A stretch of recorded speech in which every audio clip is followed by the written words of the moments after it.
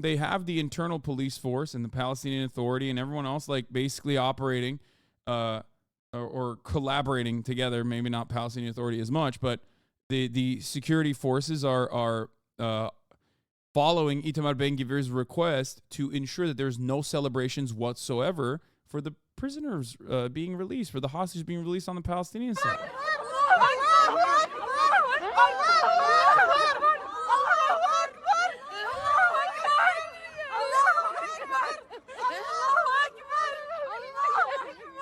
Look at them. They're saying Allahu Akbar, which is, of course, a call sign for terrorism.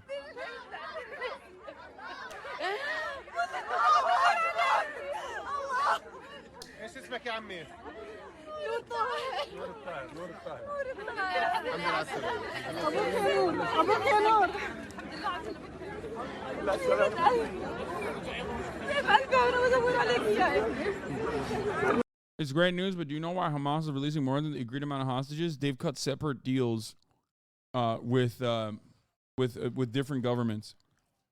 So the Thai hostages that were released have nothing to do with Israel. They cut a separate deal with the Thai government.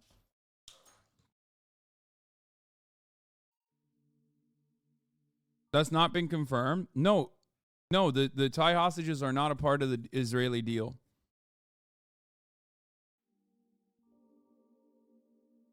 Don't say that. People believe you. What do you mean? Oh, the Allah Akbar thing. Yeah. The Thai prisoners, the Thai hostages, were released separately. He said that he was neither tortured nor assaulted, and he'd been fed good food. He was very well taken care of. The sister of a Thai captive who was released from Gaza speaks about his experience there.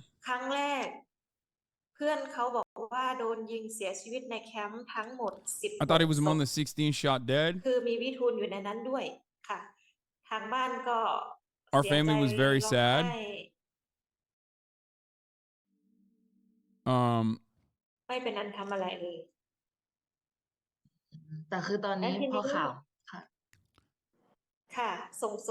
when they sent the bodies back, he wasn't there.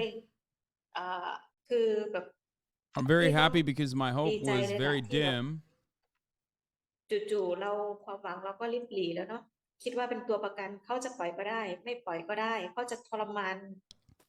a hostage, he might be in the tunnels, but suddenly there's hope. His face was very happy and he seemed okay. I mean, did she contact him? Did she talk to him? He said that he was not tortured or assaulted. And had been fed good food. He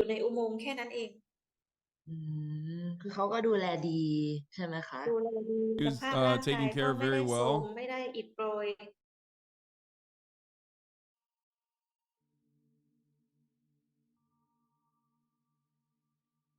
For the record, Allahu Akbar just means God is great. And that's it. That's what it is. It's not, don't be a racist piece of shit. Twitter video is so bad. It looks like you just stayed in a house, not a tunnel.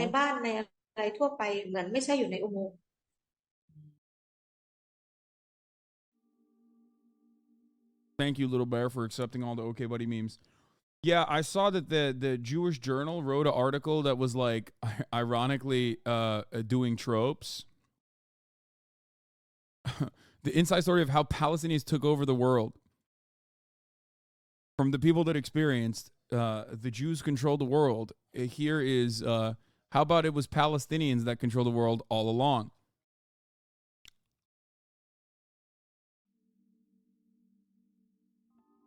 Allahu Akbar just means God is great, okay? It's just like the same as saying hallelujah.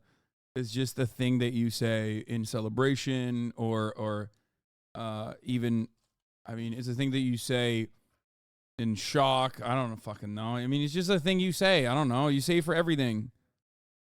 It just means, it could be like, praise be, thank God. It's similar to that.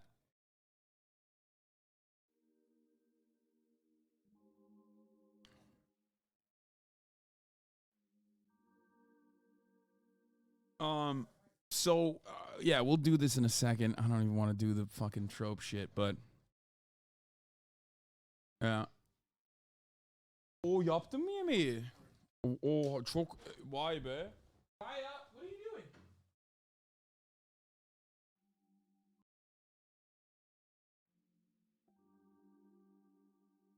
Let John McCain teach these kids. Oh yeah, I mean here, even fucking everyone's favorite, everyone's favorite John McCain. Here it is. Well, listen to this video, Senator McCain, of a Syrian, it looks like a fighter jet being shot out of the sky. Listen to what they say afterwards.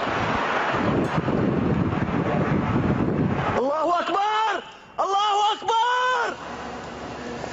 I have a problem helping those people out if they're screaming that after a hit. Would you have a problem with American Christians saying, thank God, thank God? That's what they're saying. Come on. For someone to say Allah Akbar is about as offensive as someone saying, thank God. General Dempsey came out and, well, listen to this. I love that he immediately tries to swap it and it's like, General Dempsey came out. It's like, you fucking asshole. When you're getting outflanked by John motherfucking McDonald McCain over here, you didn't expect that? That's a classic. When they were saying Obama is an Arab and a Muslim, John McCain had that classic, like, no, he's not. He's a good man. He's not an Arab. He's a good man. Anyway, all right, let's talk about the Qatari official says the second round of hostages and prisoner exchange is back on. This is from 1 hour ago. After they paused it for a brief moment, let's take a look at the latest updates here. Yesterday, or in between yesterday and today, the second round of hostage release was slated to happen, except the Israeli government, according to Hamas, has not followed on the conditions of the hostage release, including but not limited to, one, refusing to release the women and children by length of sentencing. That was one of the conditions. Like the longer people that have served, the faster they would get out in the first round. That didn't happen. So they said, we're going to hold off on hostages unless you fucking follow the conditions. I believe there's a 5-parter from Israeli leftist Hasanabi Head, who actually looked at the conditions as to why they had stopped it, I think, or they were saying they want to, from El Nono. Here.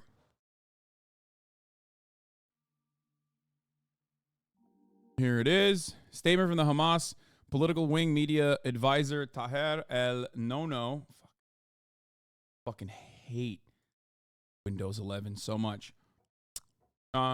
Here. And also, what the hell's going on? This is like not even loading. Okay. The most important things mentioned in the interview with the media advisor, the Hamas political bureau, Taher El Nono. Stop fucking spamming Nono in the chat, you sons of bitches. Yeah, how about Nono to the top of the hour ad break, which comes at the top of every hour. If you no longer want to see those ads, all you need to do is subscribe. You could do that for $5 or free with a Twitch Prime by connecting your Amazon account to your Twitch account, your Prime account to your Twitch account, where you get 1 free Prime subscription a month. Use it on your favorite broadcaster. Hopefully that's me. Here's the 3-minute ad break now. Okay. No. There are 2 opposite images since yesterday. The image of a smile and achievement in a file of male and female prisoners and stopping the killing among our people, in contrast to the occupation's violations of the agreement. The occupation opened fire on many citizens during the truce period, which led to the martyrdom of 2 citizens yesterday. So they killed 2 people in the ceasefire process. They opened live ammo. Like, they opened fire on people that were trying to make a passage back into North Gaza to get to their homes. So they shot at them, which was fucking ridiculous. Then the aid that entered the northern Gaza area is much less than what was agreed upon and must be fully adhered to. That was also premeditated. Like, they had previously talked about how much aid was going to make its way into northern Gaza. Remember, there's still civilians in northern Gaza. Okay. El Nono also said what the criminal Zionist occupation is doing poses a threat to the implementation of the agreement and the completion of this process. The occupation's disregard for the issue of seniority in releasing prisoners puts the agreement in real danger. Another one of the aspects of the hostage release on the Israeli side was that they were supposed to release hostages that had more seniority, as in had a longer sentence that they had served out first. They, I guess, did not abide by that. On our part, we presented things that were not in the deal, such as the release of Thai workers, which was mediated by Turkey and with a Qatari role. The occupation always wants to detract from the rights of the Palestinian people, and this, for us, is unacceptable and unacceptable. These matters were reported to us by the mediators, and they are moving on them so that the occupation must adhere to the terms as we have committed to them. So basically, he just says, these matters are reported to us. This is an agreement that was made at a time when the blood of the martyrs was flowing, and this is a Palestinian right. We are still waiting for the following up on the implementation of each clause of the agreement in detail. We send a message to the occupation and UNRWA in particular, which had a role in disrupting the agreement and delaying the arrival of aid, and any excuses are unacceptable. The occupation has sold its fans many illusions since the beginning of the war and has not succeeded in achieving any of its goals. The rest of it is like propaganda saying, Israel sucks, yada, yada, yada. Isn't that kind of insane? What if Israel simply resumes the bombing? Wouldn't that be an L for them? So one thing to remember, and Rashid Khalidi had a conversation with Jeremy Scahill and Murtaza on The Intercept, on the Intercepted podcast, which I was listening to earlier. Rashid Khalidi, of course, is a Palestinian historian scholar, Edward Said scholar, and he has written 100 Years of War in Palestine. Amongst, he's a great historian.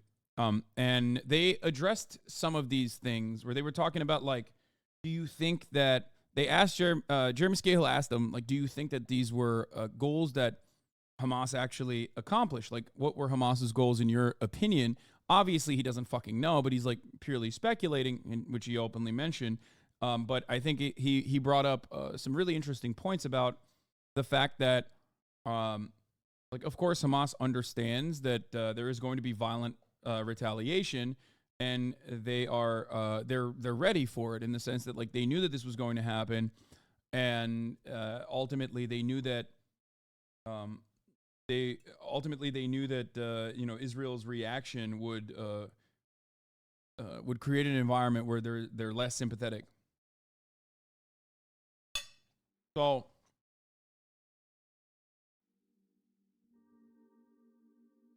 I think this unironically, this kind of stuff unironically, and like Israel's behavior throughout this entire process is basically causing them to lose more support. No matter how much mainstream media pushes a certain angle, I think people still recognize the disproportionate acts of violence and start asking more questions about the situation, and that and the death and devastation is avoidable as long as, Israel chooses to not be super violent. But of course, they are still behaving in a super violent fashion.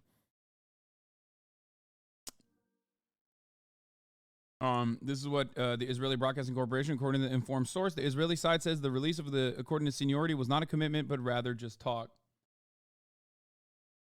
So one thing that he brought up that I think is interesting, was that one thing that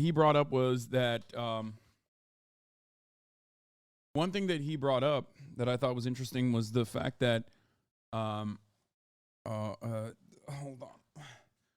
Was the fact that this completely fucking shatters any remaining fractional power that the Palestinian Authority might have ever had in the eyes of the Palestinians. Right? Just eviscerates it, destroys it. And he's right about that. Like, that's why you see when the prisoners are being released on the Israeli side, like, they ask them, so how do you think? And their immediate response is like, thank God for, Al-Qassam brigades, thank God for Hamas, thank God for all of them. And of course they feel that way because they think Hamas is the reason as to why they were released. And these are fucking people in the West Bank. Like, these are supposed to be people that are the most loyal to Fatah. And they're not. And the reason for why they're not is because Fatah put them in jail or played a role in putting them in jail, whereas in their minds, Hamas played a role in getting them out of prison. So, ultimately it's more about who's collaborating with the occupation, with the belligerent occupation that is violent and destructive, and who is fighting against it, no matter what the reaction, no matter what the retaliation is. And that is, in my opinion, important to understand, because this is yet another circumstance of, like, Israel losing the political battles, right? Like, these are things you need to understand. These are things you need to understand. These are things you need to to comprehend. Like, they might not agree with the things that Hamas are doing. They don't. Some of them don't acknowledge that, like, you know, the militants actually went and killed. Civilians and stuff like that. But ultimately, in their eyes, like, these guys are certainly the ones who are playing a significant role in their release. And it's important to recognize that because, you know, you got the New York Times writing dumb shit like this. Can the Palestinian Authority really govern Gaza after the war? I guess they'll probably openly state that that's not going to happen, right? Because the Palestinian Authority is the only political entity that is less popular. Like, in the eyes of the Palestinians, if you ask them, obviously Israel is the least popular political entity in the region because it's the apartheid regime. Palestinian Authority is the second least popular political entity in the region. And then it's Hamas. And Hamas isn't necessarily majority popular. Its actions might be, but they're not broadly popular by any means necessary. It's just that they are more popular than the Palestinian Authority right now. As a matter of fact, they're more popular in the Palestinian Authority. It's pretty funny. They're more popular in Hamas is more popular in the West Bank than they are in Gaza. Which partially is because, like, obviously,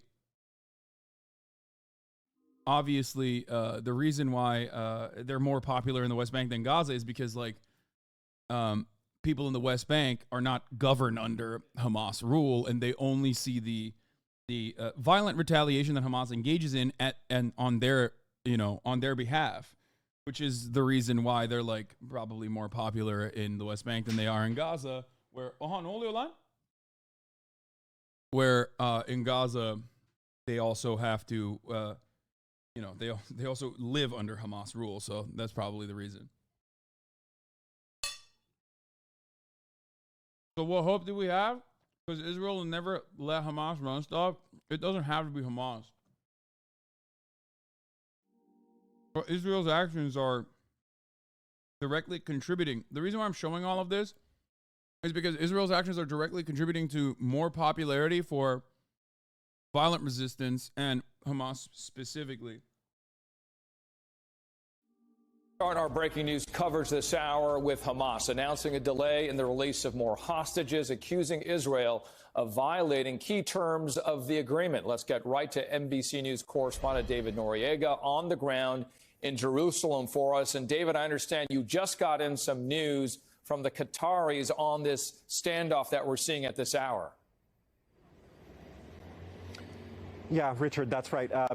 Big development from just the last couple of minutes. Spokesperson for the Qatari Foreign Ministry has released a public statement saying that the release of hostages is back on. They say that diplomatic efforts by Qatar and Egypt have persuaded Hamas to release the agreed upon hostages. I should say we also got a statement to that effect directly from Dr. Bassem Naim. He is a member of Hamas leadership. He is also saying that the release is back on, is also crediting diplomatic efforts by Qatar and Egypt. According to the statement from the Qatari Foreign Ministry, we're looking at 13 Israeli hostages released for 39 Palestinian prisoners. These are the same numbers we saw last night. Again, not counting the, of course, 11 Thai and Filipino hostages that were released, in addition to the 13 Israeli separate hostages. So we still haven't heard from the Israeli side. We're waiting for a press conference to start from the IDF. We may hear confirmation from them, but we at least have from those two sources as of right now that the release is back on. Things are changing quickly. This is very fluid, but that is the information we have for the time being. Richard. Yeah, it's been very clear through your reporting and others here, David, that this deal is quite fragile. It is day to day. And just hours ago, dig down for us in terms of what we understood as to why we hadn't seen this exchange happen at this late hour there in Israel and Gaza. Right. So what we understand about why that delay happened came from the Hamas side. They were saying that Israel had failed to abide by a couple of specific points on its side of the commitment to the agreement. By the way, David Noriega is the guy who was like, yeah, this doesn't seem like in the Al Ahli hospital. He was the one who was on MSNBC going like, yeah, this is a little ridiculous to fucking not assume that this is yet another Israeli strike. agreement. Specifically, they said that Israel had not allowed the passage of enough aid trucks into Gaza. They say the number of aid trucks that entered was less than the amount that had been agreed upon. They also said that Israel had not abided by the terms of the release of prisoners from Israeli prisons, Palestinian prisoners from Israeli prisons. They say that the agreement was that the prisoners would be released according to how long they had been in prison, and that they had left in prison some people who had been in prison for many years, and instead released some people who had been in prison for only months. Those were the sort of finer points of what Hamas was saying previously had delayed this release. But again, now Hamas is saying that the release is back on.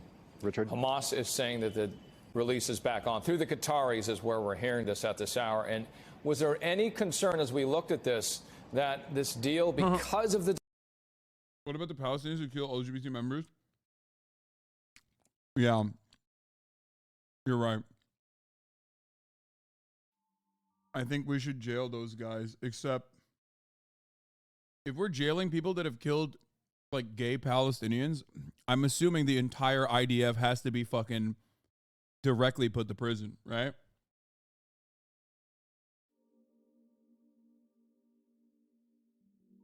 Like who do you think is killing more gay people? Like, who do you think is killing more gay Palestinians? Like, the Israeli occupation or Hamas?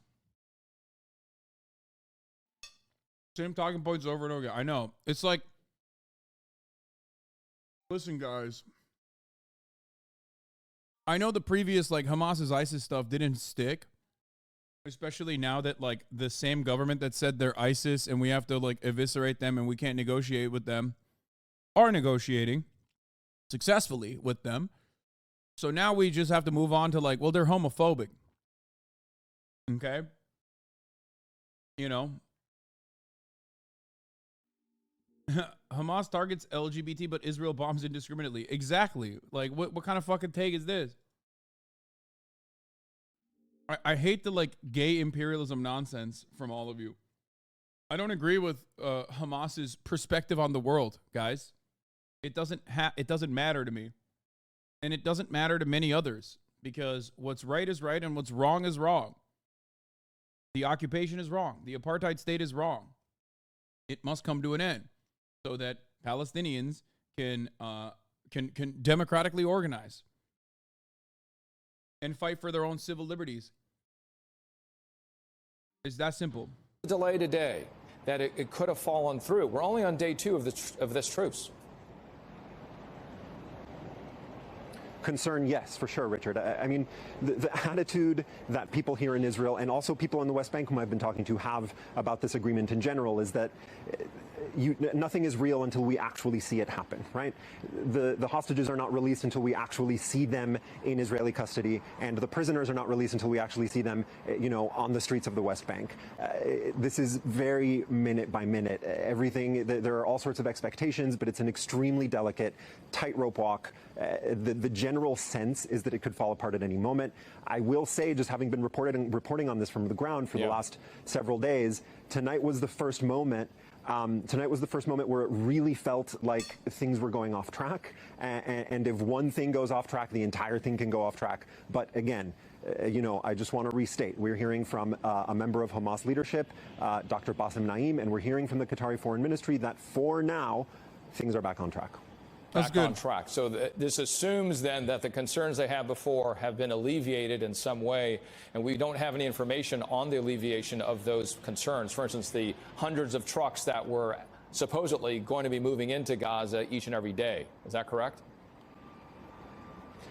That's exactly correct. There is some wording in the statement that we received from this member of Hamas leadership that says that they recognize a commitment from the Israeli side to the agreed upon terms. What the exact details of that commitment are is not clear at this moment.